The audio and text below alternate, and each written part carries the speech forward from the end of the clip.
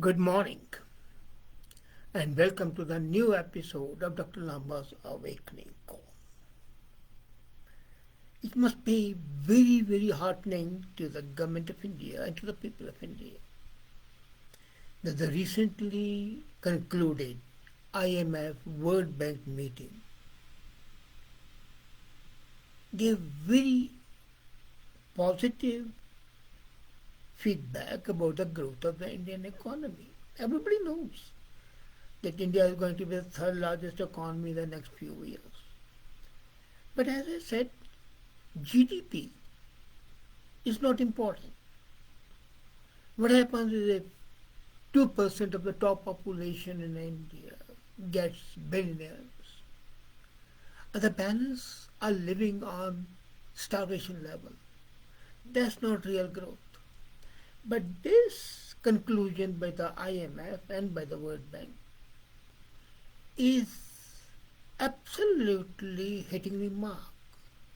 They expect per capita growth in India to be higher than that of China, and that trend would continue for 6 years, right from this year to 2027. Now imagine if the per capita growth is higher than any other country. As a matter of fact, they were said is going to be top in G-20. That means higher than that of USA, higher than that of Canada, higher than that of England, Germany, and all the big countries, Brazil, South Africa, Russia. So if 20 top countries of today, the per capita income of Indians is higher, then this is really praiseworthy.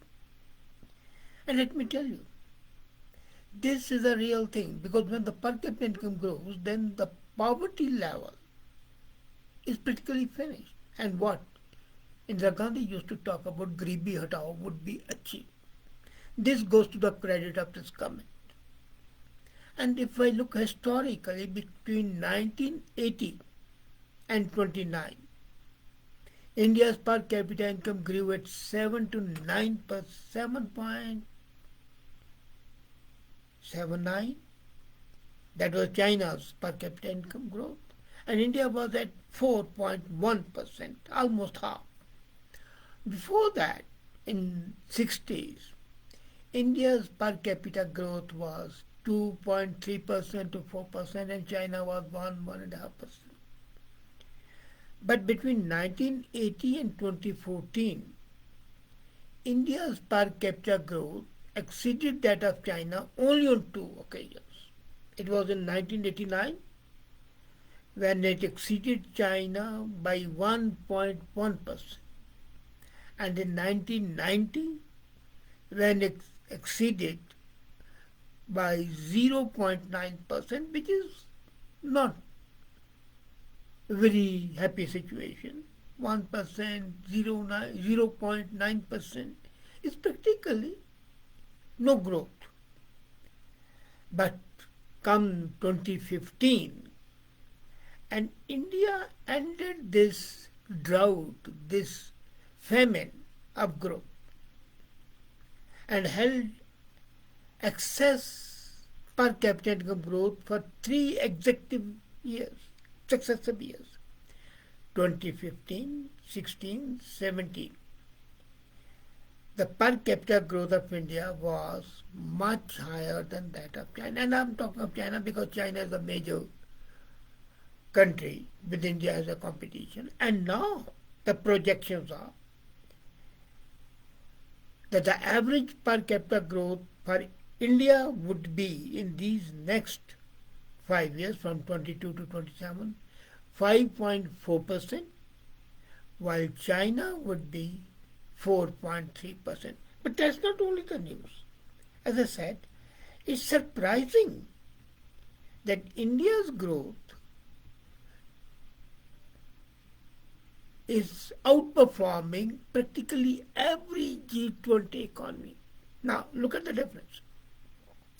India is a democracy where order implementation is tough, disparate conditions, the opposition, the political opposition, which convert into social opposition. China is a dictatorship. And many experts have hinted that democracy is a constraining factor in carrying out economic reforms, which is correct. And it's economic reforms which facilitate growth. And if India, despite being a democracy, has achieved this, that its per capita growth is to be higher than G-20 economies, then this is something which must be praised. But I'm sure people who are allergic to Modi and who are mentally averse to give any credit. Now, I'll give you some figures. India, 2014, the growth was 7.3%. 2004 to 2013. And the exchange rate with USA was 2.8. China, the growth was 9.6. That was at that time. And India's per capita income was 5.9 and China was 9.1. Now, India was almost half of China, and now the expectation is that India would be ahead of China. Now, G-20 countries at the same period, there are two parts of G-20 countries. One is the emerging economies, the others are the advanced economies. The emerging economies, the per capita growth was 5.6%, lower than that of India. But advanced economies, the per capita growth was just 1%. And all G-20 countries, the growth was 3.1%. So, though India was more than all G-20 countries, still it was behind China. That's why you want to compare with China. Now comes 2014 to 21, this period of Modi government. India's per capita growth was 2.7%. China was 4.2%. Emerging economies without India was 0.97%. Advanced economies like USA, Canada, they were 1.1%. And all G20 countries was 1.8%. So India again was half of China, but ahead of the other countries. Now comes the major issue from 2022 to 2027. India's growth is projected, per capita growth, at 5.4%, GDP 6.3%. And China is 4.35%. Emerging economies minus India, 3.2%, almost half of it. And advanced economies, 1.36%, almost one-fourth of India's growth. And all G20 combined, the growth is going to be 2.6, half of India's projected growth. Now imagine that being the situation. To sustain this growth is an uphill task. We have always been saying that the Indian government hasn't done anything and the poverty is there. Yes, poverty is there. But the trend towards removal of the poverty is positive. Now imagine G20 countries provide a useful reference point for a comparative analysis of the performance of India as far as the economy is concerned. The figures I have given you, they provide the historical data for 5 groups of countries: India, China, G20, emerging markets minus India, and G20 advanced economies, and total of G20. So I've seen that India's growth earlier has been there, but it has been at the speed of a tortoise. And now it's like that of a deer bounding or a hare jumping up. Now this reveals, this data which I've told you, reveals two major issues. First, for the first time in the history, economic history of the world, the emerging economies and advanced economy exchange rate of depreciation has narrowed to near equality for the forecast of the next 5 years. Now imagine when the exchange rate depreciation narrows down, then the trade and the growth increases. Now it's up to the Indian exporters and the Indian manufacturers to take advantage of this. If they don't take advantage, I wouldn't blame the government. I'll blame their stupidity or lack of initiative, which luckily is not there. Indian businessmen pretty active, and even the small scale people have certain innovative skills, which is undeniable. The Indian jugaad system, the Indian word for innovation is jugaad. They'll find some way or the other.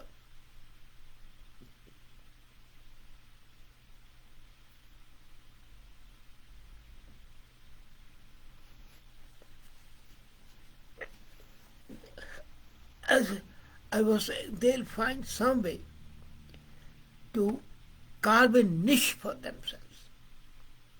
Of course, at times the quality suffers, which is bad. The integrity is not there, which is worse. I have seen the samples being sent of one thing and the final product miles away from that, which is extremely despicable.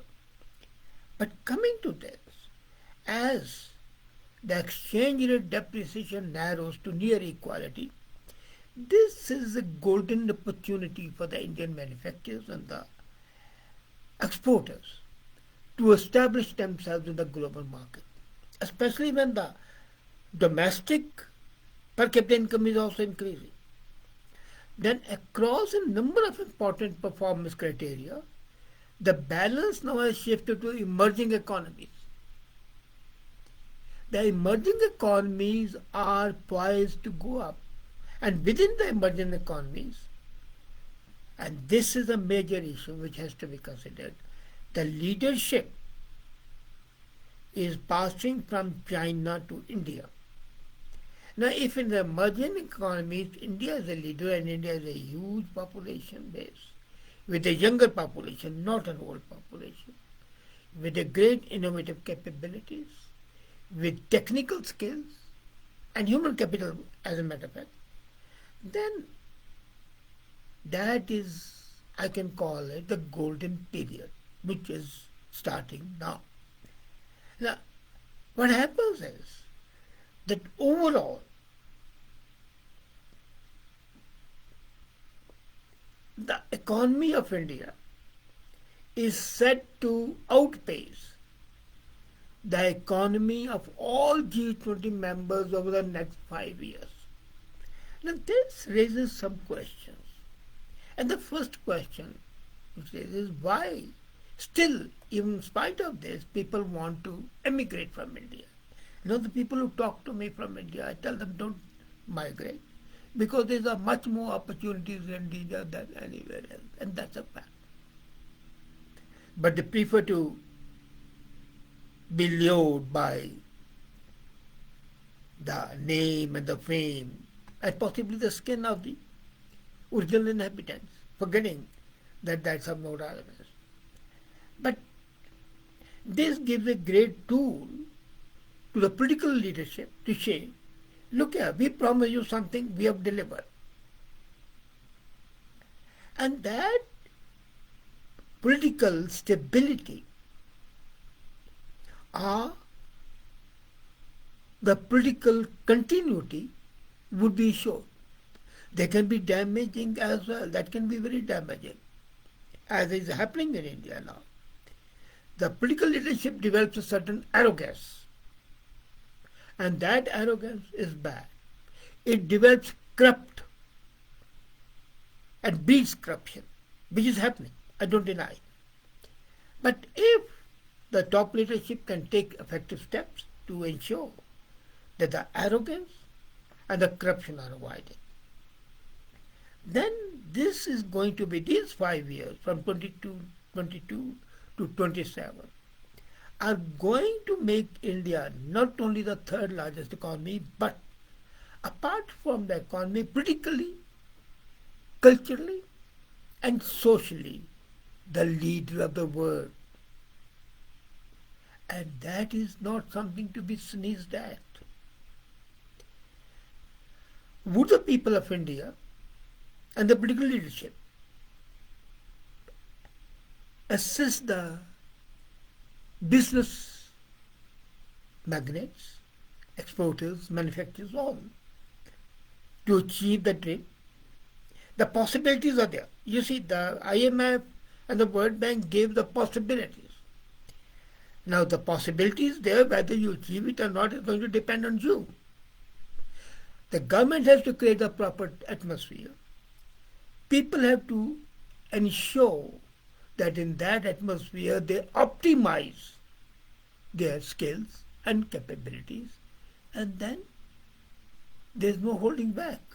So this is a great, great opportunity for the India, for the Indians, for the business community and the political leadership to work in tandem and achieve the dream. Thank you.